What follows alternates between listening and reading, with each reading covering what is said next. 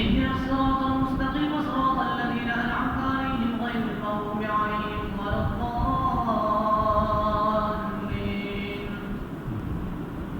يا أيها الذين آمنوا اتقوا الله ولتنظر نفس ما قدمت لغد واتقوا الله إن الله خبير بما تعملون. ولا تكونوا كالذين نسوا الله فأنساهم أنفسهم أولئك هم الفاسقون.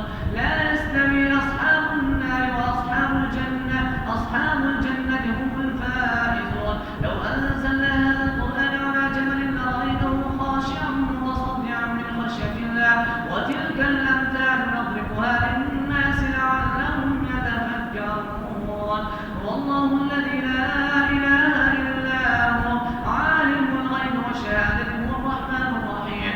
والله الذي لا إله إلا هو الملك القدوس السلام المؤمن المهيمن العزيز الجبار المتكبر سبحان الله عما يشركون.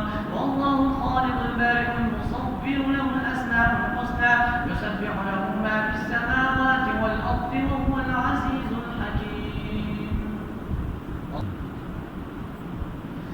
يا أيها الذين آمنوا لا تتخذوا عدوي وعدوكم أولياء تلقون إليهم بالمودة وقد كفروا بما جاءكم من الحق يخرجون الرسول وإياكم أن تؤمنوا بالله ربكم إن كنتم خرجتم جهادا في سبيله وابتغاء مرضاتي تسرون إليهم بالمودة وأنا أعلم بما أخفيتم وما أعلنتم ومن يفعله منكم فقد ضل سواء السبيل. إن يثقفوكم يكونوا لكم أعداء ويبسطوا إليكم أيديهم وألسنتهم بالسوء وودوا لو تكفرون. لن تنفعكم أرحامكم ولا أولادكم يوم القيامة يفصل بينكم والله بما تعملون بصير. قد كانت لكم أسوة حسنة في إبراهيم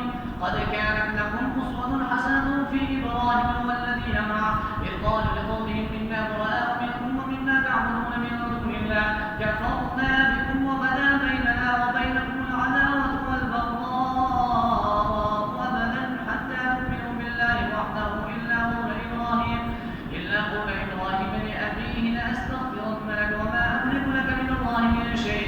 ربنا عليك توكلنا وإليك أنبنا وإليك المصير. ربنا لا تجعلنا فتنة للذين في قلوبهم واغفر لنا وارحمنا وأنت خير الراحمين. لقد كان لكم فيهم أسوة حسنة لمن كان يرجو الله واليوم الآخر ومن يتولى فإن الله هو الغني الحميد.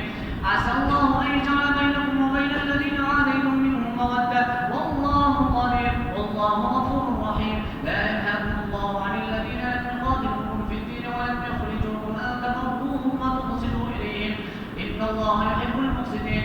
إنما ينهاكم الله عن الذين قاتلوكم في الدين وأخرجوكم من دياركم وظاهروا على إخراجكم أن تولوهم ومن يتولهم فأولئك هم الظالمون. يا أيها الذين آمنوا إنما ينهاكم الله عن الذين قاتلوكم في الدين وأخرجوكم من دياركم وظاهروا على إخراجكم أن تولوهم ومن يتولهم فأولئك هم الظالمون. يا أيها الذين آمنوا إذا جاءكم المؤمنات مهاجرات فامتحنوهن الله أعلم بإيمانهن فإن علمتموهن مؤمنات فلا ترجعوهن إلى الكفار لا هن حل لهم ولا هم يحلون لهن ولا جناح عليكم أن تنكحوهن إذا آتيتموهن أجورهن ولا تمسكوا بعصم الكوافر واسألوا ما أنفقتم وليسألوا ما أنفقوا ذلكم حكم الله يحكم بينكم والله عليم حكيم.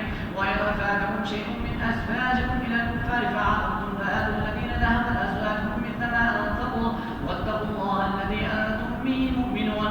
يا أيها النبي إذا جاءك المؤمنات يبايعنك على أن لا يشركن بالله شيئا ولا يسرقن ولا يزنين ولا يقتلن أولادهن ولا يأتين ببهتان يفترينه بين أيديهن وأرجلهن ولا يعصينك في معروف فبايعهن واستغفر لهن الله